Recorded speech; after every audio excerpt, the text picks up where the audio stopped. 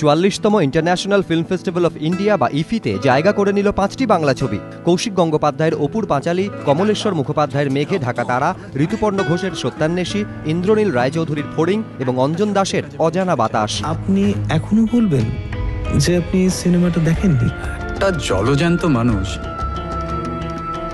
সে তো আর উধাও হয়ে যেতে পারে না। সেদিন সন্ধ্যাবেলা একটা বাঘের ডাক শুনেছিলেন? সেই রাত্রিরেও একটা বাঘ ডেকেছিল। মোট 210টি ছবির থেকে 25টি ছবিকে বেছে নিয়েছেন 9 জনের বিচারক মণ্ডলী। এই 25টি ছবির তালিকায় আছে ভাগ মিল্কা ভাগ, OMG ও মাই গডও। সেই সঙ্গে 44তম ইফিতে প্রদর্শিত হবে তিগ্মাংশু ধুলিয়ার পান সিং তোমর। 60তম জাতীয় চলচ্চিত্র পুরস্কারের সেরা ছবির সম্মান পাওয়ায় পান সিং তোমর সরাসরি নির্বাচিত হয়েছে ইন্ডিয়ান প্যানোরামার 26তম ছবি হিসাবে। हमें अकेले रहने की आदत पड़ गई है, आदत ना बिगाड़ो। आदत पड़ गई तो चले जाएं वापस। जाओ, इते तुम गए उते हम कुआं में। एबीपी आनंद।